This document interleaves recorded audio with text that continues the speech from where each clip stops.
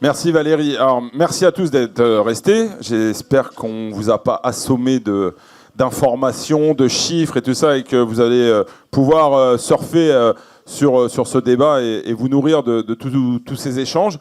On va poursuivre dans un autre registre. On a parlé beaucoup de sport, on a parlé de bilan de Fabien Galtier, on a parlé des joueurs, on a parlé un petit peu de l'engouement populaire. On va parler un peu plus de la sphère économique d'un événement comme la Coupe du Monde de rugby. Je vous donne quelques chiffres rapidement. Dire d'abord que ça a été, on l'a souligné tout à l'heure, un formidable succès populaire, plus de 2,4 millions de spectateurs. Il faut juste, pour mettre en parallèle avec ce qui s'est fait il y a 4 ans au Japon, au Japon c'était 1,7 million de spectateurs. C'est-à-dire que la billetterie a très très bien fonctionné sur cette 10e édition de la Coupe du Monde. Plus de 230 millions de téléspectateurs cumulés en France. Je ne sais pas si vous vous rendez compte, c'est assez énorme, avec un pic à 18,4 millions de téléspectateurs pour le France-Afrique du Sud en quart de finale. 600 000 visiteurs étrangers. Donc ça, on va évidemment aussi en parler avec nos invités. Nos invités, je vous les présente. On a la chance avec nous d'avoir Laurent Lachaud, qui est directeur délégué au sponsoring partenariat de France 2023. Donc une grande partie de la réussite aussi économique de cet événement reposait sur les épaules de Laurent. On va en parler avec lui. Je vous remercie de l'applaudir d'abord. Et puis on a avec nous Pierre-Yves Desjeux, qui est le directeur général de France Pare-Brise. France Pare-Brise qui était partenaire de l'événement. Donc c'est aussi ces marques, ces entreprises qui font vivre les grands événements, puisque, on va en parler avec lui, il a décidé au nom de son entreprise de participer à la réussite de cette Coupe du Monde en devenant partenaire de l'événement. Donc merci d'accueillir le directeur général Pierre-Yves Desjeux de France Pare-Brise. Première question toute simple pour démarrer, messieurs. Parlez-nous un petit peu de comment vous avez vécu cette Coupe du Monde à travers le prisme de vos occupations, de vos fonctions. Laurent, j'imagine qu'on est passé dans une machine à laver pendant plus de 2 mois, là, non ? Oui, alors c'était une expérience assez incroyable, d'autant que, contrairement à Pierre-Yves, qui a été un soldat de la première heure ou pas loin avec France Pare-Brise, il nous racontera comment son entreprise a pris part. J'ai été moi-même appelé il n'y a pas très longtemps, puisqu'il y a à peine 9 mois, qu'on m'a proposé de rejoindre le bateau. Pourquoi ? Parce que la vie fait qu'il y a des gens qui ont des parcours, et la personne qui m'a précédé, que connaissait Pierre-Yves, a donné sa démission. Et donc, je me suis retrouvé un petit peu au pied du mur, avec une équipe qu'il fallait reconstruire à 9 mois, avec des partenaires qui étaient en attente très forte d'idées, de choses pratiques et concrètes. Et donc ça a été le challenge, qui a été un challenge, on va en reparler, qui a été assez fabuleux. Je voudrais juste vous saluer tous, parce que merci d'abord à PPA de me faire cette invitation, que je trouve tout à fait intéressante, mais surtout, j'ai beaucoup d'admiration et de tendresse pour vous tous. Pourquoi ? Parce que j'étais il y a 40 ans exactement dans une école de commerce de Paris. Je venais dans différents lieux, on avait des amphis, on était à peu près aussi nombreux que vous. Je n'avais qu'une envie, c'était pas de faire du commerce traditionnel. En plus, ma boîte faisait de l'expertise comptable, ce qui était un truc qui me faisait absolument gerber, donc j'ai surtout pas fait ça. Et en fait, la vie, les hasards de la vie ont fait que très vite, j'ai réussi à connecter vers le monde du sport, du marketing sportif, tout en restant dans des expériences d'entreprise, petites, moyennes ou grandes, voilà. Et j'ai eu la chance de travailler en Formule 1 avec le Tour de France, puisque j'étais chez Amaury Sport Organisation, que certains connaissent peut-être. Donc, je sais ce que c'est d'avoir 20 ans, 21 ans, 22 ans, d'être avec beaucoup d'attentes. Vos vies sont à faire.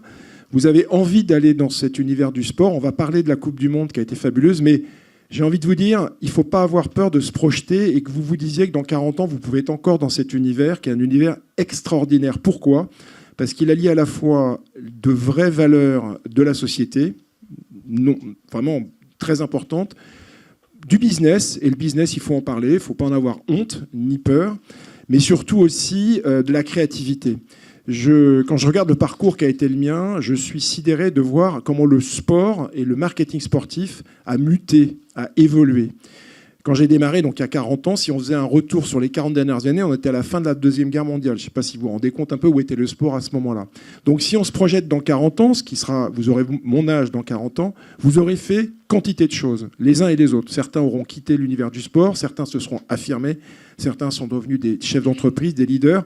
Tout ça, dès aujourd'hui, vous l'avez entre vos mains. Et ce qui est super avec des témoignages comme celui de Pierre-Yves ou le mien, c'est d'essayer de garder un peu des choses en vous pour vous dire que pour les temps qui vont venir, qui vont être des temps difficiles, vous allez devoir ouvrir des portes, vous allez trouver beaucoup plus souvent des portes fermées que des portes ouvertes, mais c'est pas grave. Les portes, elles vont s'ouvrir forcément à un moment ou à un autre parce que vous avez cette énergie en vous, vous avez fait le choix d'aller dans ces univers-là.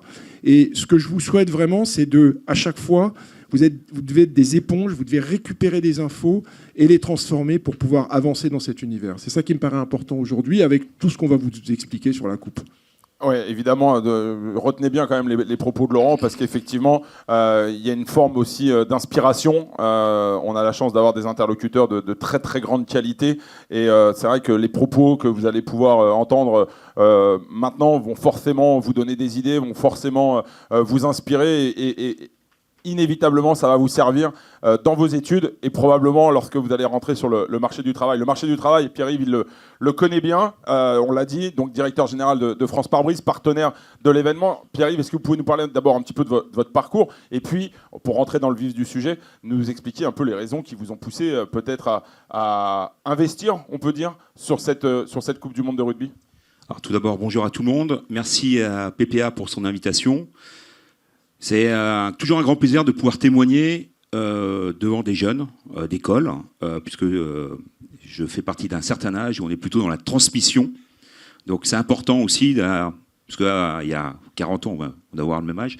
J'ai eu aussi, dans mon école de commerce, qui n'était pas très loin, Quai de Valmy aussi, des partenaires qui sont des témoignages qui m'ont donné envie de faire du commerce, du marketing.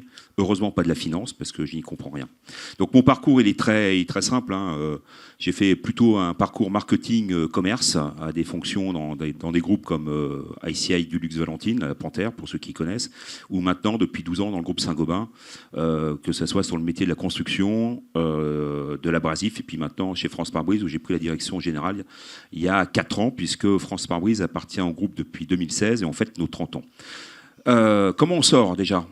Épuisé. C'est pire qu'une machine à laver, parce que on parle souvent que de la compétition, de ces 2 mois intenses où, vu de l'extérieur, on a toujours le côté festif, on assiste à des matchs, on est en loge, on invite des clients. C'est pas tout à fait ça la vraie vie.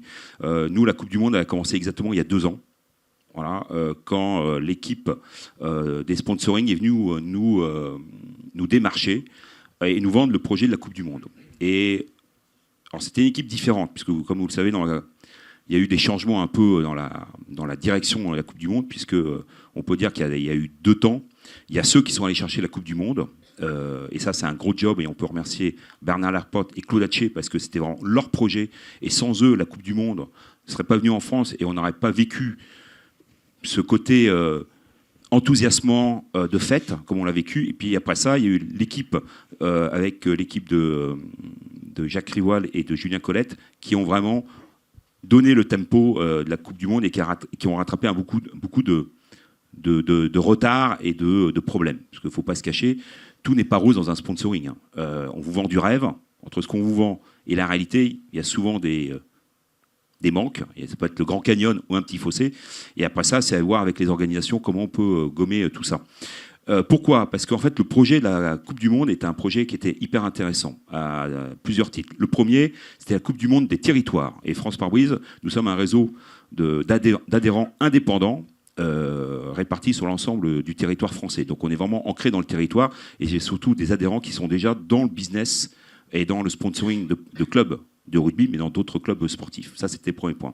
Le deuxième, c'est le côté RSE, et je pense qu'on en reviendra tout à l'heure, de cette Coupe du Monde qui nous a plu, puisque la RSE, donc la responsabilité sociétale de l'entreprise, est quelque chose, une dimension que toute société doit intégrer, et ça fait partie de sa stratégie. Chez Saint-Gobain, on a un engagement fort, puisqu'on doit une neutralité carbone en 2050, et c'est ce qui nous a plu aussi dans ce côté responsabilité sociétale de l'entreprise. Et puis, c'est un alignement de planète. La Coupe du Monde en France, 2023, c'était on fêtait les 100 ans du rugby. Je crois que c'est la 10e Coupe du Monde aussi. Voilà, nous on fête nos 30... Les 200 ans. 200 ans, voilà. 10e Coupe du Monde, on fête nos 30 ans. Voilà, donc on a un côté festif et ça nous permettait aussi d'emmener nos adhérents. Et puis on a travaillé, c'est surtout quelque chose qu'on a fait pour nos adhérents, pas pour nous. C'est pas uniquement envoyer, acheter des billets et puis vous les distribuer.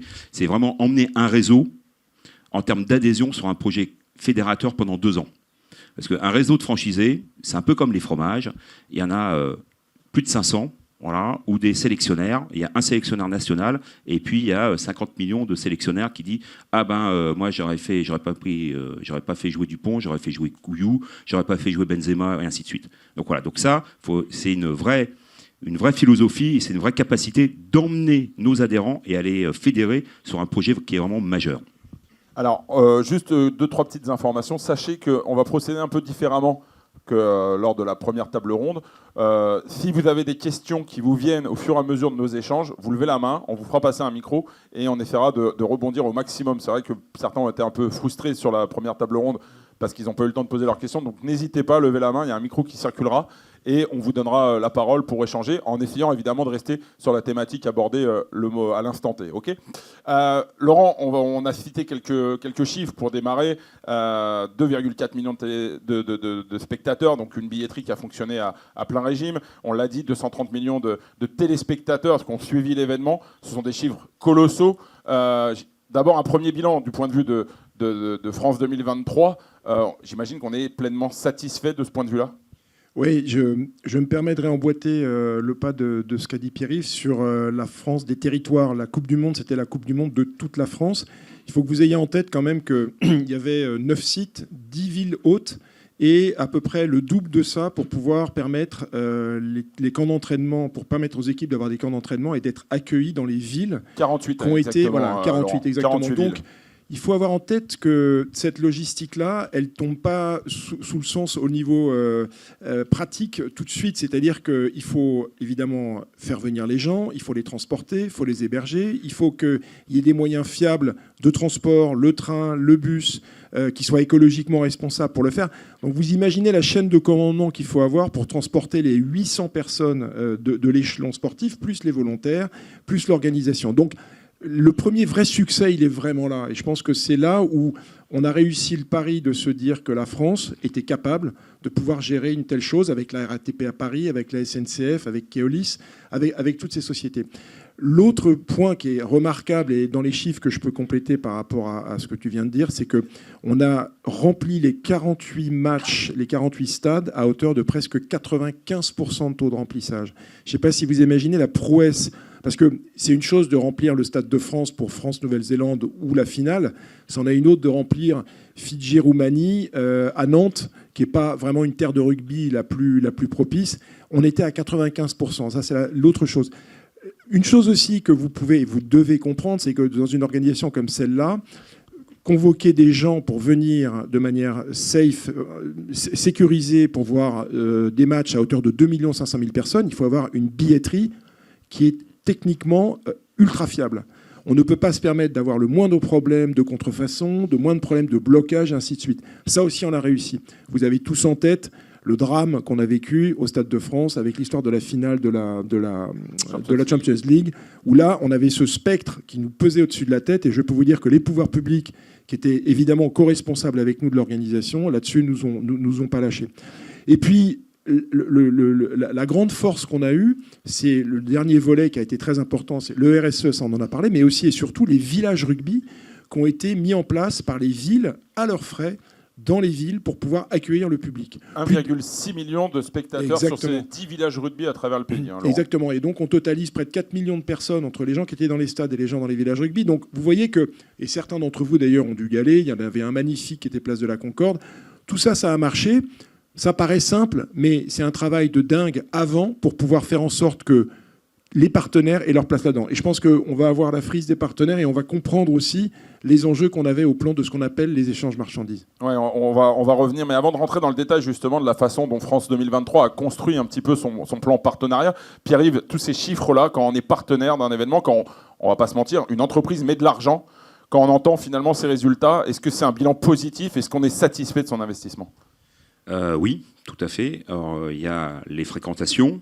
Alors, puis, après ça, je pense que c'est une Coupe du Monde qui a été assez exceptionnelle sur tous les points qu'on a vus, en fréquence, en la fréquentation des étrangers, et puis une fête. Alors, je ne sais pas si vous avez eu l'occasion d'aller voir des matchs où vous vous promenez sur Paris, dans vos villes. Les gens étaient heureux. Voilà, déjà ça, c'est une Coupe du Monde qui a amené du bonheur à la population française dans un moment où on parle plutôt d'autre chose, de guerre, de problèmes de pouvoir d'achat. Donc le sport a comme une valeur de bonheur et de fête. Et ça, c'est vraiment une valeur qui est liée plus au rugby qu'à d'autres sports comme le foot, je pense. Parce que quand on emmène j'ai emmené beaucoup de clients qui découvraient le rugby, ils étaient étonnés que les supporters étaient mélangés. Voilà, qu'il n'y avait pas de grille, hein, que tout le monde faisait la fête avant, après. Ça, c'est des valeurs qui sont vraiment fortes, qui dans le rugby, et vous qui allez travailler dans le sponsoring, je pense que c'est aussi un moyen de choisir des entreprises qui portent ces valeurs de sponsoring, de côté festif et enthousiasme. Pour répondre à ta question, oui, nous sommes satisfaits. Parce que on a pu emmener tous nos clients, nos adhérents, en termes d'adhésion. J'ai pas fait de ROI entre la somme qu'on a investie globale et ce que ça nous a rapporté, mais on sait qu'en termes de notoriété, ça nous a ramené beaucoup. Parce qu'on vous verrez, on a fait une communication à 360 et on a vraiment pris toute la partie communication. Et puis, dernier point, là on parle, la Coupe du Monde pour nous, elle a commencé l'année dernière avec le train du rugby, où là on a quand même touché dans 9 villes plus de 100 000 personnes, avec un enthousiasme fou, des animations, des jeunes, des enfants qui étaient d'école de rugby, qui étaient vraiment avec beaucoup de sourires. Et en fait ça, ce qui est important aussi, enfin ça chacun a sa relation avec le sport, dans sa manière de donner, mais quand vous avez des enfants qui vous font le plus grand sourire, qui vous font des câlins, et ainsi de suite, ça n'a pas de prix. Ça n'a pas le prix de mon investissement pour la Coupe du Monde. Parce que ça amené du bonheur et de la joie à plein de monde. Voilà. Alors, pour compléter les propos de Pierre-Yves, sachez qu'en fait, le train du rugby, et je parle sur la responsabilité de Laurent, en fait, c'est un événement qui a été organisé par France 2023. C'était un an avant l'événement. C'est un train, en fait, qui a sillonné l'Hexagone pour assurer la promotion de cette Coupe du Monde, en allant dans les villes, en organisant des villages rugby à chaque étape, et que ça a été un véritable succès, et ça a amorcé finalement un petit peu la réussite de l'événement. On va rentrer maintenant un peu dans le vif du sujet avec le plan qui a été mis en action par France 2023 pour gérer les partenaires, parce que évidemment une Coupe du Monde, c'est bien beau, ça paraît facile à organiser, mais il faut de l'argent pour ça, et pour ça il faut des partenaires. Et ça a été le travail de Laurent, même s'il est arrivé effectivement dans un second temps, mais ça a été pensé et structuré. Laurent, est-ce que vous pouvez nous expliquer un petit peu comment finalement vous avez structuré votre plan de partenariat ?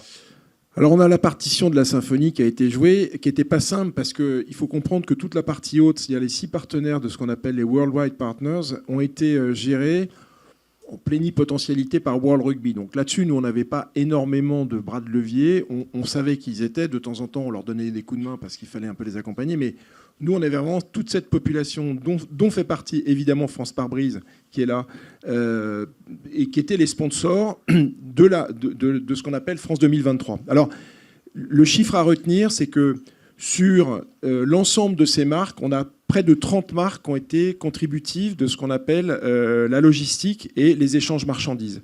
Et c'est là où, en fait, le job qui a été le mien et qui était loin d'être simple, ça a été, si je prends un exemple, par exemple, qui est celui de Volvic, qui est en bas, avec les partenaires officiels à droite. La taille des carrés est liée à l'investissement. Ouais, plus le carré est grand, plus il paye. Vous l'aviez compris. Avec évidemment des contreparties où effectivement ces partenaires-là, vous les avez vus sur notamment les LED des stades, sur les matchs. Vous savez, en fait, chacun avait ses prérogatives et ses lieux d'exposition. Volvic, c'était une marque qui nous a apporté, il y en a d'ailleurs quelques bouteilles encore là, pour 800 000 € de marchandises à dispatcher. Mais une fois qu'on a dit ça, on n'a rien fait. C'est-à-dire qu'il faut, sur les 50 sites qu'on avait à gérer les problématiques d'eau, avec une problématique toute simple, qui est qu'à Marseille, le 9 septembre, il faisait à peu près 37 degrés, et que les quantités d'eau à prévoir, vous pouvez toujours faire tous les calculs que vous voulez au mois de mai ou juin. Il faut les refaire très rapidement pour pouvoir être sûr de pouvoir faire boire vos volontaires, les joueurs et ainsi de suite en temps donné sur l'ensemble des stades. Ça, c'est un exemple parmi beaucoup d'autres. Et toutes les marques, quasiment, que vous avez là, ont joué un rôle. GMF, c'était les médecins. L'Oxam, c'était la logistique. Orange, les télécommunications. Donc, le travail a été véritablement de trouver le bon moyen de pouvoir implémenter toutes ces marques à l'intérieur du dispositif. Après, le chiffre qui est très plaisant aussi, puisque le chiffre qui aussi marque quand même les esprits, c'est que sur les 48 matchs, on a eu en moyenne 4,8 millions téléspectateurs sur chaque match, ce qui est plus de 1 million de téléspectateurs par rapport à un match du tournoi de destination. Donc ça vous donne là aussi l'impact de l'ensemble des matchs en moyenne, puisque le fameux match d'ouverture a fait près de 17 millions en pic. 16,5 exactement, avec des pics à 18. Voilà, donc on voit bien qu'on est avec des matchs un peu atypiques, et puis sur l'ensemble des matchs, on a eu une exposition de l'ensemble des marques. Alors par exemple, Pierre-Yves, très bon exemple, qui n'était pas effectivement dans les partenaires qui étaient éligibles pour les LED, avait, lui, des animations. Là, c'est la soupe du bateau, là, vous sur les parvis. Non, pas du tout. Non, il a joué un rôle hyper actif parce qu'il a été au devant du public pour pouvoir proposer des animations et être présent, effectivement, pour pouvoir rencontrer les gens et faire en sorte que sa marque soit présente là où les autres n'avaient pas payé de droit et ne pouvaient pas être, ses concurrents notamment. Donc, on a essayé vraiment de trouver des ancrages. Et le marketing sportif, c'est un peu ça. C'est pas que ça, mais c'est un peu ça. C'est de comprendre, quand on a une galaxie de marques comme ça, comment cette partition-là... Je peux vous parler du Tour de France pendant des heures, dont je me suis occupé pendant 20 ans. On avait près de 50 marques sur le Tour de France, plus la caravane. C'est éminemment compliqué. Pendant 3 semaines, on a des attentes très fortes de marques qui disent « je veux voir mon logo, il est sur le maillot, je veux que mon maillot soit vu ». Comment est-ce qu'on peut satisfaire tout le monde ? Et en fait, le boulot, il est là. Il est d'essayer de s'asseoir avec les marques, les unes et les autres, et de comprendre comment faire en sorte que tout ça soit audible, que ce ne soit pas une espèce de cacophonie à laquelle on ne comprend rien, et que petit à petit, on fait savoir, on fait des choses. On a proposé un dispositif, notamment à Pierre-Yves, qui l'a repris, et j'en étais ravi, qui était de faire un livre expliquant justement comment la logistique allait être implémentée sur l'ensemble des stades, qui permettait à tout un chacun de comprendre exactement de quoi il retournait. C'est des initiatives simples, mais qui permettent jour après jour d'aller vers l'épreuve et qu'on soit à peu près au courant de ce qui se passe. Pierre-Yves, justement, Laurent souligne le dispositif que vous avez mis en place. Comment vous avez activé finalement ce partenariat ? Parce que vous le disiez avec un petit peu d'ironie, mais on est tout en bas, donc forcément on n'a pas les mêmes droits que ceux qui sont tout en haut, parce que l'investissement est pas le même. Donc du coup, qu'est-ce que France Pare-Brise a pu faire ? Ce à quoi vous avez le droit ? Quelle exposition vous avez pu avoir sur cet événement ? En fait, quand vous signez, vous avez signé l'activation. Parce que j'ai découvert aussi le monde du sponsoring et de l'activation sportive. C'est la première fois que je travaille dessus. Donc vous signez et vous êtes juste sur la ligne de départ. Après ça, il faut construire avec les budgets que vous avez. Donc qu'est-ce qu'on a fait ? D'abord, on a eu beaucoup de doutes. Une fois que vous signez, parce que c'est des gros investissements pour nous, vous dites, qu'est-ce que je vais faire pour pouvoir emmener les adhérents ? Parce que nous, tout ce qu'on fait, c'est pour notre réseau, nos adhérents. Parce que c'est eux qui nous... Les adhérents, pour leur expliquer, en fait, c'est des franchises que vous avez sur tout le territoire. Oui, c'est des franchisés. Donc, je ne sais pas si vous connaissez entre intégrer et franchise. Donc, franchisés, ce sont des chefs d'entreprise indépendants qui rejoignent notre franchise, France Pare-Brise, les marques de Saint-Gobain, et sur lequel, en fait, nous, les têtes de réseau, on leur amène un certain nombre de services comme les agréments assurantiels, le business, les activations, voilà, tous les partenariats. Et en contrepartie, ils nous rémunèrent, on prend un certain pourcentage sur le chiffre d'affaires qu'ils réalisent. Donc ça, c'est quand même des gros investissements. Donc nous, on a commencé tout de suite avec le train du rugby. Et quand France 2023 nous l'a proposé, on s'est dit, ça, c'est le bon moment pour emmener nos adhérents petit à petit, puis pour faire monter la sauce. Alors, train du rugby, c'est plus de 144 jours. C'était très épuisant. 9 villes étapes, 18 jours, où en fait, France Pare-Brise, on est 60 personnes. Donc l'activation, elle est vécue sur 3 personnes. Plus surtout sur le marketing, 3 personnes, et donc c'est un investissement assez lourd pour nous, puisque tous les week-ends on passait sur le train, distribuer des goodies, à faire un peu le pitre pour que les gens viennent sur notre marque.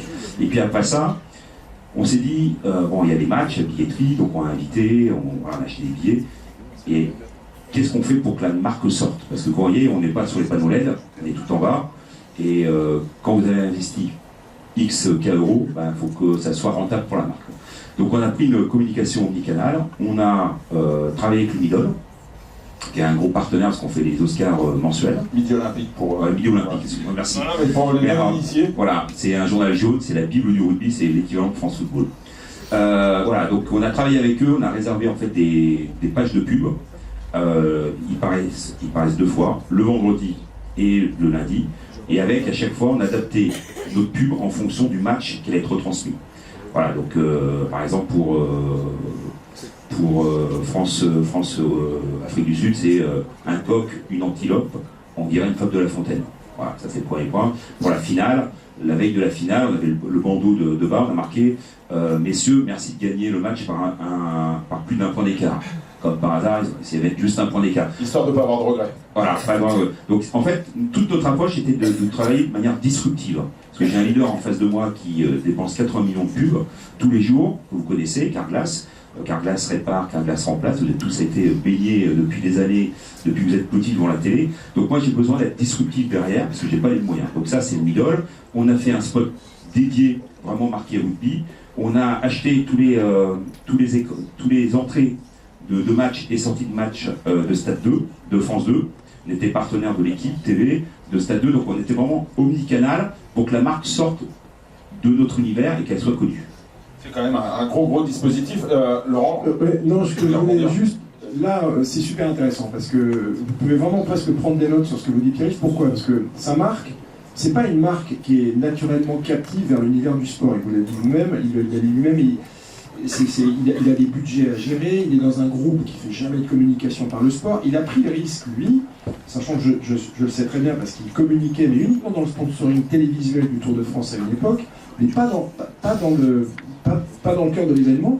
Et ce qui est vachement intéressant, c'est que vous voyez que lui, en tant que chef d'entreprise, il est là pour trouver des contreparties très efficaces par rapport à son réseau, par rapport à ses clients, surtout qu'il y a une autonomie de ses agents. Ils peuvent dire oh, je suis pas d'accord, ça me plaît pas, donc il doit aussi quand même fédérer un réseau et c'est super compliqué, je peux vous dire. Et en l'occurrence, il a eu des initiatives, on a parlé du train du rugby où il a embarqué, il a fait ses initiatives personnelles d'aller sur le niveau, puis après il y a eu des choses où on lui a proposé par exemple d'être partenaire des villages rugby, ça il a dit non parce que ça l'intéressait moins que faire d'autres choses et on l'a laissé libre, on n'était pas là à tordre le bras des gens, à dire il faut absolument aller là ou absolument aller là. Il y avait cette espèce de plateforme où il y avait des idées qui arrivaient, on disait aux gens, vous pouvez faire ci, vous pouvez faire ça, certaines marques sont allées sur les villages rugby, d'autres pas. Et ce qui est très intéressant pour vous, c'est de voir que l'univers économique, là quand vous allez sortir de cette salle, vous pouvez avoir vos yeux sur tous les logos que vous voyez pour vous dire, tiens, ça on pourrait proposer ça, tel sport, à telle marque, ils y sont complètement à 180 degrés, mais c'est pas grave. J'ai peut-être une idée qui va faire que je vais pouvoir, moi, convaincre un dirigeant, Pierre-Yves en l'occurrence, il a fait son chemin, il a avancé parce qu'il croit au rugby. Et on parlait tout à l'heure, et je voulais juste reboucler là-dessus parce que ça me paraît super intéressant. La grande force de cet événement, ça a été les valeurs. Quand on voit la façon dont l'arbitrage est respecté, c'était la façon dans un sport comme le rugby, techniquement en plus, il y a une technologie qui est maintenant super poussée avec le bunker, ainsi de suite. C'est merveilleux de voir ça, qu'il n'y a pas la moindre contestation, quoi. Les joueurs, ils obéissent, c'est des espèces de malabars, ils font 3 fois le choix des arbitres, c'est pas grave, on obéit, l'arbitre a décidé que, on le fait. Et tout est comme ça dans le rugby, c'est le respect de l'adversaire, c'est le respect de l'équipe. C'est ça aussi qui a été une des grandes victoires, je trouve, de cet événement. Alors, vous parlez de co-construction, justement, sur le partenariat. Pierre-Yves, je vous propose qu'on regarde une petite vidéo, justement, de ce que France Parbrise a mis en place.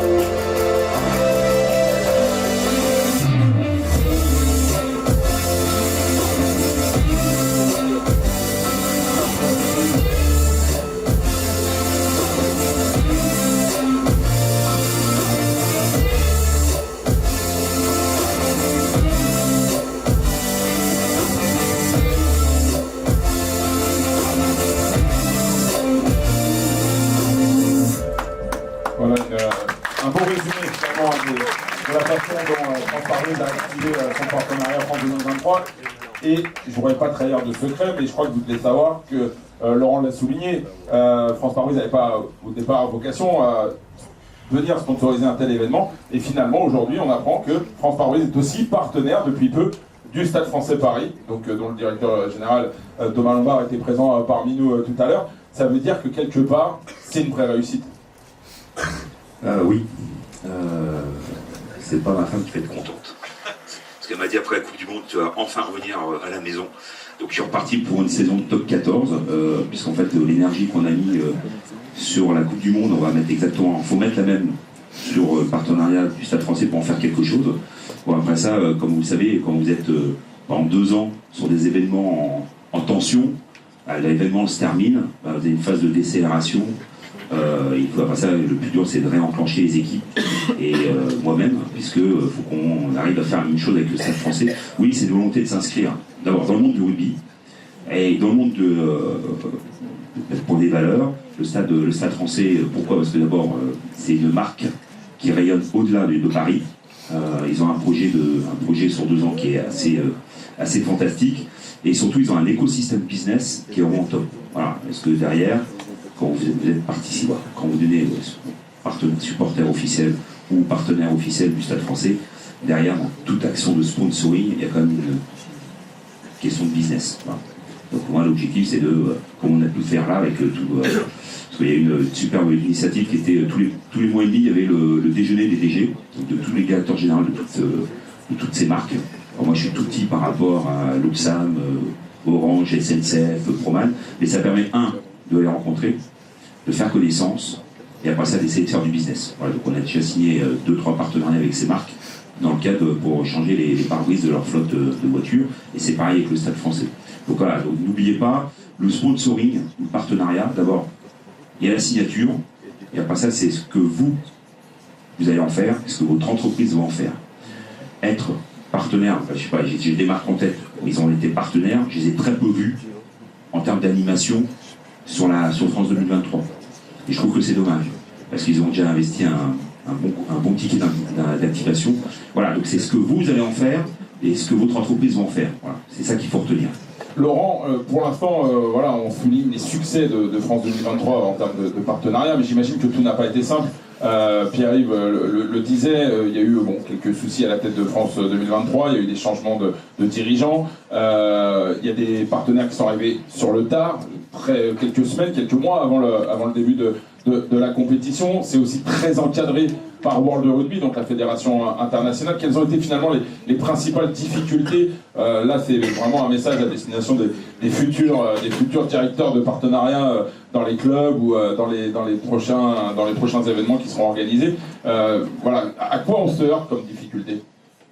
Comme tu le dis, en fait, on avait auprès de nos partenaires engagés à côté de nous, on avait un devoir de clarté pour pouvoir expliquer comment on a été organisé, parce que World Rugby est détenteur de toutes ces Coupes du Monde et avait une part très active avec ses partenaires mondiaux. Nous, France 2023, on était là pour organiser la Coupe, stricto sensu au plan terrain. Donc ça a été déjà, moi, mon premier rôle, et Pierre le sait, parce que j'ai organisé plusieurs temps de rencontres avec les équipes de World Rugby pour expliquer comment on allait aller au combat, comment allait se passer la protection des marques, comment allait se passer la logistique, comment allait se passer l'ensemble des choses, les accréditations, ainsi de suite. Et ça a été petit à petit un chemin, on va dire, à bâtir en confiance. C'est-à-dire que quand on se retrouvait face aux partenaires, j'ai en mémoire un séminaire qui n'a pas été simple fin juin, où là il y avait beaucoup de questions qui nous arrivaient parce qu'il n'y avait pas eu ces temps d'échange trop avant que moi je n'arrive. Et donc il a fallu prendre à la vague sur le point du nez avec des gens qui disaient mais ça n'a pas été fait, et comment va se passer, je sais pas, les livraisons des camions, on avait des problèmes de voie d'accès pour aller au stade. On était confronté à une foultitude de choses qu'il fallait résoudre. Et je pense que petit à petit, quand on voit qu'on a en face de soi des gens de bonne volonté, qui sont là jour après jour pour pouvoir... C'est exactement la conversation que j'avais avec certains tout à l'heure en disant, dans ce métier du marketing sportif, il faut des gens compétents bien sûr, il faut des gens engagés, il faut des gens qui ont le sens de l'équipe. À partir de ce moment-là, parce qu'en fait, moi, toute la gestion de ces comptes était gérée par une équipe de cadres, qui sont à peu près une dizaine chez moi au siège, qui avait, on avait réparti les cadres. On a ce qu'on appelle des key account managers. Pierre-Yves a un key account manager qui s'appelle Tristan, qui est un garçon super compétent, qui avait beaucoup de responsabilités en parallèle et qui devait en permanence savoir si la nature des problèmes qu'il avait à gérer, lui pouvait seul les résoudre. Est-ce qu'il fallait qu'il m'en parle? Est-ce qu'il fallait qu'il en parle au directeur général? Est-ce qu'il fallait qu'il en parle au président? Et donc, on était toujours dans cette mécanique-là, parce qu'à un moment ou à un autre, quand ça prend de l'ampleur, on ne peut plus faire les choses tout seul. Et moi, le premier, il y avait des tas de cas où je me retrouvais confronté à là, je ne pouvais pas faire, parce qu'on peut de temps en temps aussi être amené à envoyer des lettres d'avocat. Ce n'est pas très agréable, mais il faut savoir que ça fait partie des choses à faire. Donc, je pense que la réussite, ça a été de mener une équipe qui a eu la vision à 360 degrés de tout ce qu'il fallait faire pour qu'au niveau des partenaires, il y a un engouement et surtout les gens se sentent en confiance pour pouvoir y aller. Je pense que Pierre-Yves, avec ses invités, quand pouvait avoir des gens aux quatre coins de France sur différents stades, il était relativement rassuré de savoir la façon dont ça allait se passer au niveau de l'accueil, au niveau du traitement des gens et les feedbacks qu'il avait. Si ça n'avait pas été le cas, on en aurait rapidement entendu parler. Pierre-Yves, un commentaire justement par rapport aux propos de Laurent? Non, il a tout dit. Je pense que la transition, le changement de direction au niveau de France 2023 n'a pas été forcément évidente. Puisque en fait je pense qu'on allait vraiment dans le mur. Après, je pense que c'est les changements qui étaient nécessaires puisque la nouvelle équipe a pris en fait tous les points un par un qui étaient bloquants et essayé de les débloquer. Donc je pense qu'il y avait 98% des points qui ont été débloqués. Voilà. Donc j'ai que un bon feedback, ils le savent, une bonne perception de France 2023 et de l'équipe qui est en place. Avec aussi, et je dois le dire parce que je vais vous donner un exemple qui va vous montrer comment c'est un jeu c'est un jeu à somme nulle, mais sur lequel les partenaires jouent aussi leur rôle. Pierre-Yves a pris l'engagement, il y a déjà plusieurs semaines, plusieurs mois, de dire je souhaite accueillir les partenaires, les directeurs généraux, mais aussi les opérationnels, chez moi au siège de Saint-Gobain à la Défense. On avait un calendrier qui était super tendu parce qu'on avait beaucoup de choses qui étaient faites et moi j'avais pris l'engagement de dire on le fera. Eh bien, il a tenu parole. On a fait le dernier cocktail, la dernière assemblée, il y a quelques jours, au siège. Et Pierre-Yves, pour ça, il s'est donné du mal et il a offert un magnifique cadeau aux gens pour témoigner aussi du fait que voilà, la fête était finie, mais on avait vécu des moments fabuleux. Les gens ne voulaient plus partir. On avait un problème, c'est qu'à 22h, on devait quitter le bâtiment. Plus personne ne voulait partir. Pourquoi? Parce qu'on se racontait ce qui s'était passé. On avait des choses à se dire. On avait des choses à témoigner sur ce qu'on avait vécu, sur le fait que c'était pas facile. On parlait du train du rugby, on parlait de quantité de choses. Et il y avait l'ensemble des partenaires. Et ça fait partie du feedback. Il n'était pas obligé de le faire, c'était pas dans son contrat. Il a pris en charge tous les frais qui étaient afférents au truc. Et ben ça, c'est ça, voilà. Le vrai partenariat, c'est dans ce sens-là que ça se passe. Pierre-Yves, on parlait tout à l'heure justement avec Thomas de l'héritage économique de cet événement. Est-ce que ça c'est quantifiable pour une entreprise? Est-ce qu'aujourd'hui vous avez des retours de vos adhérents justement sur ah bah tiens, on a eu une activité supérieure parce qu'il y a des gens, parce qu'ils ont découvert notre marque à travers la Coupe du Monde de rugby. Est-ce que ça c'est quantifiable aujourd'hui ou est-ce que c'est sur du long terme qu'on va pouvoir mesurer? Alors, nous, le premier objectif, c'était augmenter notre taux de notoriété. Donc là, on a lancé une étude. Là, c'est bingo. J'espère. Normalement, ça devrait le faire. Si c'est pas le cas, il faudrait que je revoie mon approche marketing. La preuve, on n'a pas invité le PDG de la SNCF ce matin. Oui, exactement. C'est pour ça que je suis très honoré à chaque fois de témoigner, parce que comme sur BFM, c'est France 2023 qui m'a invité. Oui, c'est quantifiable. Si je regarde mes chiffres, on est sur un marché du bout de gaz, c'est un marché qui baisse. Voilà, depuis septembre, on a fait plus 15, et octobre, on a fait plus 12 en volume. Donc voilà, oui, il y a une question. On a une question. Alors, on va attendre le micro, mais si c'est sur le sujet, c'est intéressant. Je vais terminer peut-être, Pierre-Yves. Voilà, donc si je regarde, souvent on regarde les chiffres. Voilà, chiffre d'affaires, volume. Voilà, donc c'est quantifiable. On progresse. Voilà. Mais est-ce que c'est parce que la marque est bonne, les adhérents sont bons, ou est-ce que c'est l'impact de la communication en rugby? Je le saurai à la fin de l'année. Bon, alors on refera un talk dans quelques mois pour pouvoir évoquer ça. Une question, on t'écoute. Du coup, vous dites que vous allez faire une étude pour mesurer les retombées de notoriété, visibilité, etc. Vous allez passer par un prestataire, j'imagine. Vous allez passer par qui? Oui, en fait, on passe on a toujours un prestataire depuis 3 ans qui est le même, qui s'appelle Mediacom, qui est notre agence d'achat d'espace, qui, en fait, à chaque fois, il faut poser toujours les mêmes questions pour être sûr que vos datas soient comparables. Donc voilà, et comme c'est eux qui ont fait tout le plan d'investissement média avec notre agence de com, oui, on passe par Mediacom, qui est notre agence d'études de notoriété. D'accord. Et est-ce que l'organisation World Rugby, pour la France du coup. France 2023. France 2023, merci. Il va faire aussi ce genre d'études pour ses partenaires où ils passent la balle et c'est plus leurs affaires. Alors nous, on a en place un certain nombre de données, de data qu'on est en train de traiter pour pouvoir aller voir chaque partenaire et faire un point, on va dire un point de débriefing, ce qu'on appelle débriefing. Alors on n'ira pas trop loin. Pourquoi ? Parce que c'est pas notre rôle en définitive. Nous, en fait, notre job, c'était de livrer la Coupe du Monde, c'était de faire en sorte qu'il y ait du monde dans les stades. Oui, ça a eu le cas, 95% de taux de remplissage, je le rappelle.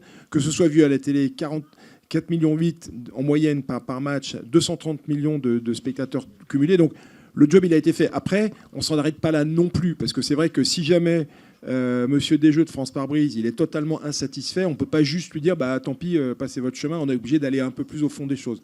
On a plutôt la chance d'avoir des partenaires qui sont tous à peu près satisfaits. C'est marrant, il y en a un autre que je regardais qui est assez emblématique, qui était Mitsubishi Electric, qui est une marque qui fait vous savez, des systèmes de chauffage et de climatisation, et qui a eu un concurrent qui a essayé de faire de l'embouche marketing, qui était Atlantique. Et en fait, ils ont eu très peur que leur investissement ne soit pas totalement accompli, un peu comme Pierre-Yves avec Carglass. Mais Carglass a été moins virulent pour essayer de grappiller un peu le gâteau. Et en fait, on a tué les choses au mois de juillet. Ensuite, l'impact auprès des clients, les gens de Mitsubishi nous ont dit mais c'est extraordinaire parce que la reconnaissance des gens qu'on a invités, qui savent qu'on est nous le partenaire officiel par rapport à d'autres qui ont essayé de faire un peu des, excusez-moi, mais voleurs de poules, quoi, d'essayer de gratter des trucs à droite à gauche, ça a infiniment mieux marché parce que la reconnaissance légitime, la légitimité quand vous êtes partenaire, quand l'événement commence, il y a rien au-dessus, il y a absolument rien au-dessus. Alors, on va aborder une dernière partie qui est très importante, puisque Laurent l'a souligné tout à l'heure, c'est la partie RSE. La partie RSE, il y avait une stratégie qui a été mise en place par France 2023. Laurent va nous en parler. Il y avait quand même un paquet d'actions qui a été mis en place. Je pense à la mêlée des cœurs, je pense au partenariat avec la Fédération des banques alimentaires pour lutter contre le gaspillage. On sait que souvent, dans ces événements, malheureusement, il peut y avoir pas mal de gaspillage. Là, on sait qu'il n'y a pas eu de gaspillage, notamment au niveau des bières, puisqu'on en a manqué parfois, et qu'on a battu des records. Mais bon, ça, c'est anecdotique. Oui, non, ça compte aussi, parce que tout à l'heure, j'entendais Thomas qui était un peu mitigé sur le bilan commercial. On ne peut pas non plus laisser dire ça parce que les scores de vente ont été exceptionnels. Ça nous a permis justement, alors oui, il y a eu des déconvenus par rapport aux ventes des hospitalités, mais globalement, la Coupe du Monde est bénéficiaire et tant mieux puisque dans l'héritage, on va pouvoir laisser du numéraire, mais pas que, à la fédération, à la Ligue. Alors sur le RSE, tu l'as dit, c'est-à-dire qu'on a fait des choses très variées, à la fois intégrer 7000 jeunes. Alors au début, ça a été un petit peu, il y a eu un peu de calage à faire parce qu'effectivement, il y avait une asynchronisation, vous avez vu, des hymnes. Mais petit à petit, ça a pris son rythme et c'était un truc très sympa d'avoir ces enfants. Mais il y a eu aussi des choses, notamment tout ce qui est Rugby's My Pride, qui était là pour pouvoir intégrer les minorités. Ça, c'était un truc très fort parce qu'il y a eu des initiatives très très fortes. Alors, autre chose qui n'est pas citée là, il y a eu plus de 60 initiatives des joueurs même qui, dans les villages, dans les villes qui les avaient hébergés, ont fait des opérations dans les hôpitaux, dans les écoles. Et ça a été super parce qu'il y a une spontanéité en fait du monde du rugby pour aller faire des choses aussi. Et c'est tout ça qui a fait que cette Coupe du Monde a été hyper bien vécue. Avec, cerise sur le gâteau, des commentaires de journalistes étrangers qui disaient, dans notre pays, notamment des Anglais, qui disaient dans notre pays, au niveau de la fiabilité des trains, impossible d'être dans une fiabilité pareille. Et la SNCF a fait un boulot remarquable. On n'a pas eu de problème de conflits sociaux, il n'y a pas eu de problème technique, pas eu de grève. Et en fait, on a pu déplacer les gens de manière très saine avec un rapport de 1 à 80 par rapport à l'échelle carbone que si jamais il avait fallu les emmener en avion. Ça n'a pas été rien non plus, ça. Pierre-Yves, justement, cette politique RSE, ce programme RSE mené par France 2023, en quoi c'est important pour une marque quand on investit sur un tel événement ? On sait qu'aujourd'hui, c'est une part prépondérante dans toutes les entreprises, cette politique RSE. Un tel programme, c'est aussi un argument pour s'engager, pour s'investir ? Oui, ça donne un coup de booster à notre politique RSE qu'on met en place depuis 2-3 ans au sein de France Pare-Brise. Oui, c'est vraiment un plus et c'est ce qui nous a plu. Hein. Dans l'introduction, je disais qu'un des éléments qui nous a poussé dans cette activation, c'est la partie RSE. Quand on parle de Campus 2023, qui a il y a plus de 2000 alternants Voilà. Dont PPA était Donc partenaire. PPA d'ailleurs. était partenaire, diplôme, parce que de absolument. mémoire, on a même passé des euros d'entretien de fin d'année ici et à Lyon. C'est un plus parce que derrière, c'est 2000 jeunes qui, pendant 2 ans, ont vécu dans un événement extraordinaire mondial, qui est la France 2023, et qui ont pu vivre en direct leurs fonctions, que ce soit la sécurité, l'hospitalité, la partie relation avec les clubs, marketing, et qui, j'espère, maintenant vont avoir un boulot. Donc ça nous a plu parce que ça, c'était un vrai engagement de France 2023, ils l'ont tenu. Et il y a aussi, pendant le train du rugby, Oval Citoyen, dans les villes-étapes, donc 9 villes-étapes, le premier jour de la ville-étape, en ville-étape, le village était fermé, sauf pour Oval Citoyen. Et en fait, dans chaque ville, il y avait des demandeurs d'asile qui venaient du monde entier, qui étaient qui demandaient du travail. Et en fait, ils avaient organisé un speed dating. Et là, vous dites, là, c'est vraiment une dimension RSE. Parce que moi, je me souviens d'une rencontre qu'on a fait porte de Bagnolet pour Paris. Bah, c'est des gens qui ont la banane. Ils ont vécu pas mal de drames dans le fait de quitter leur pays, leur famille, de perdre des êtres. Ils arrivent en France, ils sont médecins, et ils disent bah, moi je veux bosser, quoi qu'il arrive. Ça, c'est France 2023. Voilà. Et donc ça, je pense que c'est ce qui nous intéresse. Et puis après ça, surtout la partie transport, et où la SNCF a été top avec notre réseau TGV, où les joueurs se sont déplacés en train, quoi, en impact carbone, en empreinte carbone, parce qu'aujourd'hui on regarde tous notre empreinte carbone pour la diminuer par rapport à nos scopes. Voilà, donc ça c'est un plus. Ouais, et puis je pense que vous vous souvenez des polémiques qu'il y a eu pour la Coupe du Monde au Qatar, il y aura la même pour l'Arabie Saoudite, sur l'empreinte carbone. Donc des événements sportifs mondiaux majeurs, l'empreinte carbone va être de plus en plus importante, et je pense qu'il y a des événements qui devront revoir leur copie, qui vont disparaître. Et puis il y avait quelque chose qu'on a vécu qui était super intéressant, il a fallu marcher avec les lois et la façon dont ce pays, justement par rapport à la protection de l'environnement, est géré, et notamment cette petite bouteille que vous voyez là, sa durée de vie maintenant est de plus en plus réduite. Pourquoi ? Parce qu'il y a une loi qui s'appelle la loi AGEC qui interdit sur les événements sportifs le fait que ces bouteilles soient distribuées. Donc on s'est retrouvé face à ce problème-là avec Volvic, et donc qu'est-ce qu'il a fallu faire ? On a dit à Volvic, vous allez amener des grosses bonbonnes d'eau qu'on va mettre dans des présentoirs en médium qu'ils ont dû faire fabriquer, qu'on a payé, et nous on a fait faire des gourdes à l'effigie de la Coupe du Monde qu'on a donné à tous les volontaires, et les gens et les joueurs aussi pareil. Les journalistes aussi, je peux témoigner. Bah, on allait remplir de gourdes, c'était parfait. Et comme ça, on a induit l'idée de manière assez sympathique que bah voilà, on est maintenant dans le, je sais pas quoi, le 3.0, le 4.0, ce qu'on veut de la fourniture d'eau. Moi, je me suis occupé du marathon de Paris pendant un paquet d'années. Je peux vous dire que c'était 17 semi-remorques de bouteilles d'eau qu'il fallait mettre en place sur le truc. Tout ça, c'est fini. Il faut penser, et c'est là où je reviens là aussi sur la conversation que j'avais avec plusieurs d'entre vous. La créativité qui est en vous, c'est ça votre force. C'est avec ça que vous allez faire le chemin qui sera le vôtre dans les 40 prochaines années, parce que ça ne s'arrêtera jamais, et tant mieux.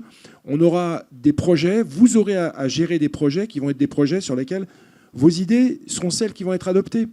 Parce que le monde, il est plus ce qu'il a été, et tant mieux, ça bouge, et ben voilà, c'est avec vous que ça va se faire tout ça. Si vous avez des questions, vous n'hésitez pas, parce qu'on se rapproche de la fin de cette table ronde. Un petit mot, puisque Pierre-Yves en parlait tout à l'heure, pour vous donner un chiffre sur cette action menée par Oval Citoyen qui a organisé donc des job dating. Il y a 600 réfugiés quand même statutaires venant de 15 pays différents qui ont pu bénéficier de ce job dating. Et c'est vrai que Pierre-Yves le soulignait. Pour revenir sur une des actions, pareil que Laurent évoquait, il parlait des joueurs, des entraîneurs qui ont pu mener des actions durant les semaines de compétition. Il faut savoir qu'il y a eu plus de 60 actions menées. Imaginez par exemple Faf de Clercq, le demi-mêlée de l'Afrique du Sud, ou Antoine Dupont aller dans un EHPAD, aller dans une école pour partager un partage d'expérience. On a vu des joueurs également aller dans des écoles, on a vu des joueurs aller sur des marchés, on a vu des joueurs organiser des entraînements avec des enfants handicapés. Est-ce que finalement, cette politique RSE, quelque part, elle n'a pas aussi grandement contribué à la réussite de l'événement, en tout cas à cet engouement formidable qu'il y a eu autour des matchs ? Je pense que, si vous voulez, on a eu un... Pierre-Yves est bien placé pour le savoir, on a eu quand même un problème majeur, c'est que l'équipe dirigeante, elle a été très très bousculée, on va dire, il y a 1 an. Et donc, ça oblige à l'humilité, ça oblige au fait de se dire, Maintenant, il va falloir livrer, quoi. Et on avait quand même, je vous le dis, les services de l'État, le président, la ministre des Sports, le ministre des Transports, qui étaient là, qui regardaient ça. Pourquoi ?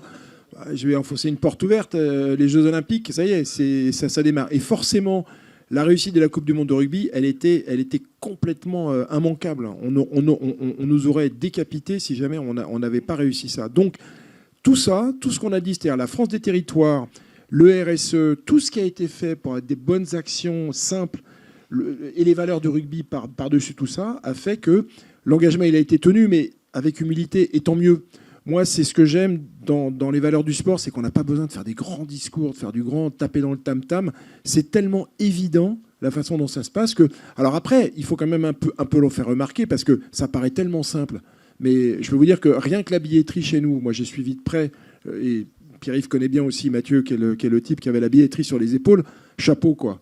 2 500 000 billets, pas le moindre problème de doublons, de problèmes. Enfin bon, c'est un exemple Pas parmi de marché beaucoup noir, d'autres. ce qui est plutôt rare sur un Pas de événement marché noir. comme Et la une Coupe du Monde. banque de données qui a été mise en place pour les gens qui voulaient revendre leurs billets de manière sécurisée, quoi. C'est-à-dire qu'on n'était pas là obligé de vendre au coin de la rue un truc en sachant pas ce qu'on achetait. Ça a été fait de manière pro, quoi. On a une question dans la salle. Étudiant à PPA Sport. Une question, j'ai vu PPA aussi en petit. PPA était supporter officiel au même titre que quoi France son par rôle brise. C'était pour savoir Le quel rôle, était son c'était rôle, les diplômes. L'obtention du diplôme, notamment des alternants, était délivrée, hein, c'est ça, si je ne me trompe pas, par... Il n'écoute Oui, pas. des il écoute 90, pas. Elle est là, des Valérie. 90 ADS. Oui, Voilà, c'est ça. des assistants. Voilà. Assistants de sport, des stades, pardon, qui étaient donc diplômés, dûment diplômés, et donc ils vont pouvoir garder ce diplôme en poche pour pouvoir maintenant aller sur le marché du travail et avancer, quoi. Donc c'était une vraie réussite. Oui, il y avait il y avait 9 stades, et sur les 9 stades, il y avait 10 alternants, C'est ça. effectivement. Et dans ce cadre de deal, donc, il y a eu toute une valorisation et des activations, comme l'a signifié tout à l'heure, avec des invitations sur l'ensemble des matchs, de la communication, etc. Je vous propose, messieurs, pour conclure, de revenir sur une étude qui a été faite en amont de la Coupe du Monde. Et là, c'est notamment la réaction de Pierre-Yves qui va vous intéresser. En amont de la Coupe du Monde, on voit qu'il y a des chiffres importants qui se confirment a posteriori. On voit que 9 Français sur 10 pensaient qu'il était pertinent pour une marque de s'associer à la Coupe du Monde, que 95% des Français trouvaient que faire découvrir les produits et services de la marque à l'international à travers cet événement, c'était aussi pertinent. On voit que 91% pensaient que ça allait augmenter le capital sympathie de la marque. Bon, voilà, les chiffres, vous les voyez. Cette étude, elle est parue en mars 2023. On est aujourd'hui en novembre, bientôt décembre. France par brise a œuvré, a contribué à la réussite de l'événement. Aujourd'hui, l'image de la marque, est-ce qu'elle est vraiment renforcée ? J'espère. J'espère. Oui, elle est renforcée. D'abord, elle est renforcée parce que là, l'étude qui est là, c'est à peu près la même quand on demande à des personnes dans un sondage quelle est la relation entre une marque qui est au quotidien, voilà, et une marque qui est sponsor d'un événement sportif. Et en fait, tous ceux qui regardent les événements sportifs et ainsi de suite ont une affection beaucoup plus forte à la marque. Pour eux, c'est une marque de confiance, de fiabilité, sur laquelle ils sont beaucoup plus de poids. Ils ont envie d'y aller. C'est exactement ça. Donc c'est aussi pour ça qu'on continue dans le monde de l'Ovalie avec le Stade Français et Thomas. C'est que derrière, on est persuadé que tout ça va rejaillir sur la marque. Alors on a déjà fait étape 1, il y a l'étape 2 l'année prochaine, où avec le Stade Français, sur 2 ans, on va continuer à faire ça. Mais le sponsoring sportif et le rugby amènent des valeurs sur votre marque, dans votre future marque, future entreprise. Ça, c'est indéniable. C'est pas pareil pour le handball, le basket.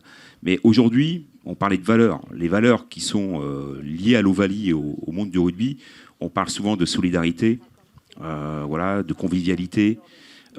C'est l'individuel au service du collectif. Tout ça, c'est des valeurs. Si j'ai un conseil de vieux, ça, c'est des valeurs que vous devez avoir au sein de votre entreprise. Voilà. Dans une entreprise, c'est pas moi-je. Vous êtes toujours au sein d'une équipe et vous jouez pour l'équipe. Après, votre manager peut vous mettre en avant ou non. Mais derrière, vous regardez tout ce qui a été dit. C'est toujours Damien, t'as marqué 3 essais. Non, moi j'ai marqué 3 essais parce que l'équipe a fait son taf. Les avants ont fait leur taf, les 3/4, et ainsi de suite. Donc c'est ça qui est important, c'est les valeurs du sport, et notamment du rugby, et ça, c'est pour ça qu'on continue dans ce monde-là.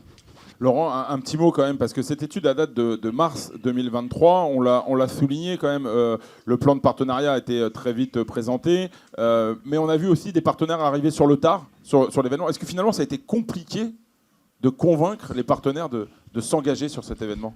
On va pas se voiler la face. On a été porté évidemment par les valeurs du sport, mais aussi et un peu surtout parce que l'équipe de France avait cette aura, à juste titre, et qu'elle a été merveilleuse. Elle nous a fait rêver. Alors après, là où on est un peu, nous, organisateurs, pénalisés, c'est que, évidemment, ces chiffres, je pense que si jamais on faisait une extrapolation qui vaut ce qu'elle vaut et que l'équipe de France ait gagné la Coupe du Monde, je pense que les chiffres seraient complètement différents. Mais vous savez, moi, je commence à être un vieux cheval de bataille. J'étais dans les années de dopage très, très lourdes du Tour de France. Et j'étais à la tête des partenaires. Et ces partenaires, je me suis battu comme un lion pour ne pas faire en sorte qu'ils s'en aillent dans le plus dur. Et c'était très compliqué parce que quand on est organisateur, on est tributaire de l'aspect sportif. C'est comme ça, on n'y peut rien. Nous, on n'était pas là pour organiser l'équipe de France. Il y avait une fédération française de rugby pour le faire. Il y avait un Fabien Galtier. Il y avait tout un tas d'encadrants. Par contre, je pense que ce qui est bien, c'est que l'image qui restera, c'est l'image d'une France unie, l'image d'une France qui a été une France des territoires, on l'a dit, mais c'est super important de le rappeler, et que quelle que soit la finalité sportive de ce qui s'est passé, on est évidemment tous super déçus. Moi, j'ai envie de vous dire, je suis un peu comme Grégory Aldrit qui veut faire une pause en ce moment. Je disais ça dans la presse ce matin. Et oui, moi, j'ai aucune envie de revoir ces images. On reverra ça à un moment ou à un autre. Et c'est pour ça que c'est un petit peu dur. On a envie de dire non, ne me reparlez pas de rugby tout de suite parce que c'est tellement dur d'avoir vécu ça. Pour autant, je peux vous dire que l'Australie qui organise la prochaine Coupe du Monde de rugby, je pense que si jamais on leur donnait le tableau de chasse qu'on a réalisé, ils signent en bas, mais tout de suite, ils sont en bas de toi. Quand on voit les efforts qu'avaient fait les Japonais, on a explosé tous les scores qu'ils ont fait.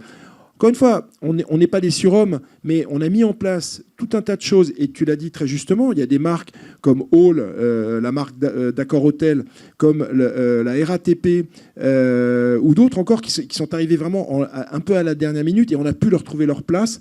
On a pu faire en sorte que dans la frise que vous avez vue précédemment, ils étaient là, ils avaient leur place, ils étaient complètement partie prenante. Et ça a été la vraie réussite. On va prendre les 2-3 dernières questions rapides, puisqu'on a un timing un peu serré. Ah, il est où le micro ? On t'écoute. Rebonjour. Alors, moi, je ne suis pas issu d'une formation liée au marketing sportif, je suis plutôt côté journalisme. Du coup, j'avais quand même une question au sujet de votre présentation. On a bien compris que tous les partenaires, tels que vous, petits et grands, ont bien vécu cette Coupe du Monde au niveau des retombées financières, médiatiques, etc., etc.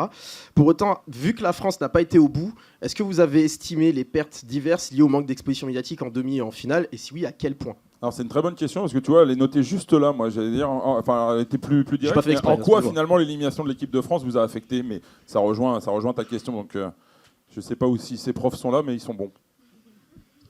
Affecté, oui, plus au niveau personnel. Ça faisait partie du game. Hein.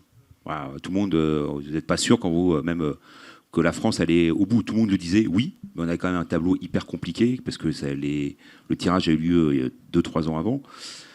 La perte, oui, le soir où la France a été éliminée, je me suis dit, oh là, ça va être compliqué lundi avec les adhérents parce qu'ils vont me reprocher le sponsoring et le partenariat. Et ça, c'est le point. Le deuxième, c'est qu'ils avaient quand même acheté beaucoup de places. Voilà, on avait des clients et je me suis dit, oh là, ils vont nous donner les places. Voilà, ils n'en veulent plus. Et en fait, il n'y a pas eu de coupure. Pourquoi ?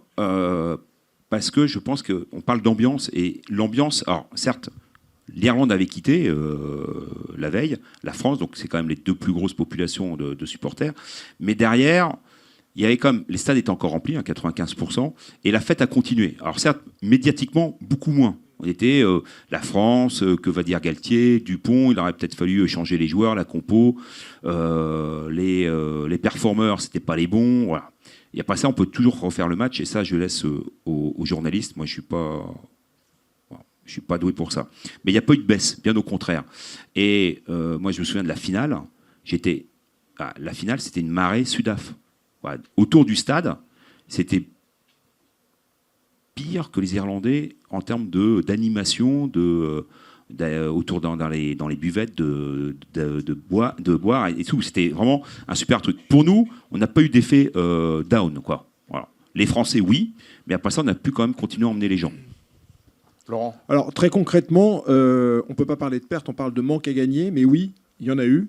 Et là, pour reprendre le truc qui fait un peu mal, tout ce qui était loge, qui nous restait encore, voilà, les hospitalités, il est clair que la présence de la France nous aurait aidé à booster ça. Par contre, après, je suis assez d'accord avec Pierre-Yves, on a réussi, entre guillemets, à limiter un peu les dégâts, mais ce qui a peut-être été le vrai manque à gagner, c'est que vous êtes tous Français, et vous savez tous l'impact sociétal quand une équipe de France, qu'elle soit de football ou de rugby, gagne. Bah, ça crée du mouvement, ça crée de la consommation, ça crée...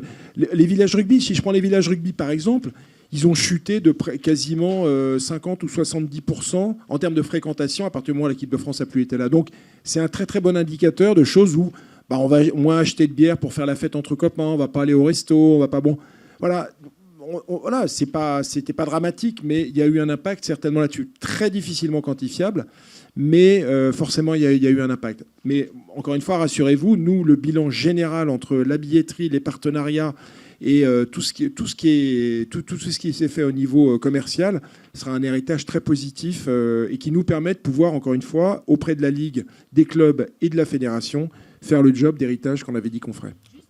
Une dernière question. Oui, Val.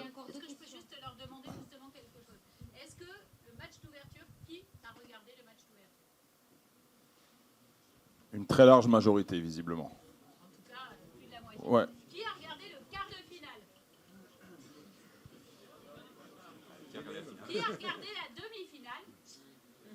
Qui a regardé la finale ? Oui, un peu moins de monde, effectivement. Voilà, c'est très intéressant. C'est très intéressant. Ouais, vous avez raison.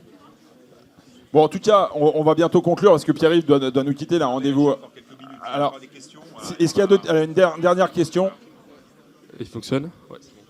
Ryan Sen, étudiant à PPA Sport. J'avais une question par rapport au sponsoring. Sur quels critères vous basez, vous choisissez vos sponsors ? Parce qu'il y en a en particulier que vous voulez plus que d'autres. Alors, c'est une question hyper intéressante. Et c'est peut-être la question que vous devez travailler tous et toutes. Parce que là, je reprends effectivement la casquette qui a été la mienne depuis pas mal d'années sur le job qui a été le mien de fédérer et d'aller chercher des partenaires. Une marque, encore une fois, comme celle de Pierre-Yves, elle est super intéressante parce qu'aujourd'hui, quand vous lisez la presse, vous pouvez voir qu'il y a des publicités qui sont faites par France Pare-Brise, mais vous vous dites, France Pare-Brise, qu'est-ce que je vais bien pouvoir proposer à cette marque pour pouvoir aller dans un sport plus qu'un autre ? Pierre-Yves, il a fait ses choix, il a certainement écouté des gens qui l'ont conseillé, mais il a son libre arbitre pour pouvoir déterminer là où il a envie d'aller. Et en fait, ce que j'ai toujours fait, moi, pour pouvoir aller voir des marques et être, entre guillemets, bon et performant pour aller faire des pitchs auprès d'entreprises, c'est toujours de partir des valeurs du sport dans lesquelles vous vous trouvez. C'est-à-dire qu'essayer de comprendre que vous ne parlez pas de la même façon du cyclisme, du football ou du rugby à une entreprise pour pouvoir lui dire « je sens que vous pouvez faire des choses dans cet univers, je sens que vos collaborateurs, vos salariés vont pouvoir s'y retrouver et vos clients vont pouvoir s'y retrouver ». Il faut creuser un peu tout ça. Il y a des choses qui sont ce qu'on appelle du mainstream, c'est-à-dire que le foot, forcément, c'est une espèce d'énorme capteur de public général, plutôt masculin, mais on voit bien que c'est très... Si vous allez faire du tir à l'arc, bon, il y a un public, il y a une audience, mais elle est plus limitée. Il y a même des champions olympiques en France. Sébastien Flute en est pas un des moindres. Donc on peut faire des choses, mais on voit bien que les approches sont absolument pas les mêmes. Donc oui, pour ce qui a été de la Coupe du Monde, il y a eu une réflexion qui s'est faite pour aller proposer à telle marque plutôt que telle autre d'être présente. Après, il y a eu des expériences très intéressantes parce que est-ce que vous connaissiez la marque Asahi avant la Coupe du Monde de rugby ? Ça vous parlait, Asahi, ou pas ? Bon, donc on a eu ce problème, nous, parce que quand on a dit aux villes, dans les villages rugby, il va falloir servir de la Asahi, les mecs m'ont dit, mais vous êtes tombés sur la tête. En France, ce qui se vend, c'est Heineken, c'est 1664, c'est Kronenbourg. Bon, vous n'allez pas nous imposer une marque japonaise. Et bien, cette marque a vendu plus de 25 millions d'euros de chiffre d'affaires pendant la Coupe du Monde de rugby, ce qui a été une recette incroyable. Donc, on voit bien qu'il y a des choses qu'on peut initier et sur lesquelles on peut avancer. C'est pas simple, mais on peut y arriver. Est-ce que, pour conclure, voilà, une dernière question, et après on va libérer nos invités. Étudiant PPA, je voulais savoir, par rapport aux sponsors, il y a majoritairement des entreprises françaises. Est-ce que vous aurez aimé plus d'entreprises étrangères? Alors, non. Pourquoi? Parce que je pense qu'on n'était absolument pas fermé. On a des entreprises italiennes. On n'a pas fermé la porte. Après, c'est vrai que ce que je connais, moi, pas mal, c'est la dynamique d'entreprises qui sont les unes à côté des autres dans un sport. C'était vrai sur le Tour de France, mais c'est tellement vrai sur le rugby, et qui vont aller jouer chacune leur partition. Donc, ce n'était pas un choix délibéré. Les entreprises internationales, elles étaient plutôt portées par World Rugby, et de manière forte, parce que c'était des partenariats à près de 20 millions d'euros quand même, hein, chacun. Donc, c'était pas du petit argent. Et ça, il fallait qu'ils aient vraiment leur territorialité. Hein. On ne pouvait pas aller les challenger sur leur plate-bande, surtout qu'on se faisait méchamment taper sur les doigts par World Rugby. Donc ça, il en était hors de question. Mais il y a, de toute façon, on ne peut pas se fermer quoi que ce soit en termes d'opportunités. C'était plus facile d'aller voir les marques françaises que d'aller à l'étranger pour aller toper des marques étrangères. Voilà, s'il n'y a pas d'autres questions, on va bientôt conclure. Avant de donner la parole à Valérie, je vous demande d'applaudir et de remercier Laurent et Pierre-Yves pour la qualité de ces échanges. Et projetez-vous dans 30, dans 40 ans, vous serez encore dans le sport.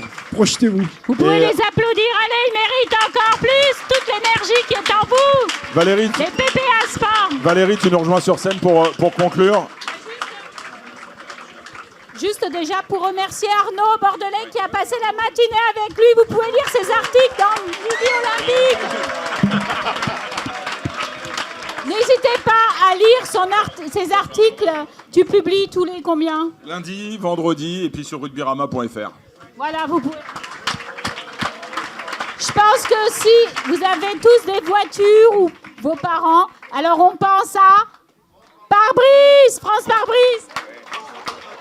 Alors, je ne suis pas venu pour ça, hein. Je suis venu pour échanger avec vous. Merci. Alors, je pense qu'il y en a qui ont dû faire la fête là, hier, parce qu'il y a quelques-uns qui dormaient. Donc, je ne sais pas s'il y a eu une soirée estudiantine ou dans des bars. Mais voilà. Donc, merci de votre... Surtout, j'en avais dans mon viseur, là. Donc, qui s'endormait un petit peu. Donc, merci pour votre écoute. Et puis... aujourd'hui, je vais vous garder 3 minutes après. Ouais, juste ce que disait Marc, non pas Marc, Laurent. C'est la dernière fois que je le fais. Laurent, c'est hyper important. Saisissez toutes les chances que vous offre votre enseignement supérieur. Voilà, parce que c'est ça. En fait, c'est à vous maintenant. On vous donne. Je suis toujours parti de la manière suivante, c'est que ce que vous êtes en train de faire, c'est la théorie. Après ça, la pratique, vous êtes alternant, c'est ça n'existait pas de nos temps. Donc saisissez toutes les chances pour que chaque expérience soit un plus pour vous et pour vous aider à vous construire. Je vous souhaite une bonne fin de journée et un bon diplôme.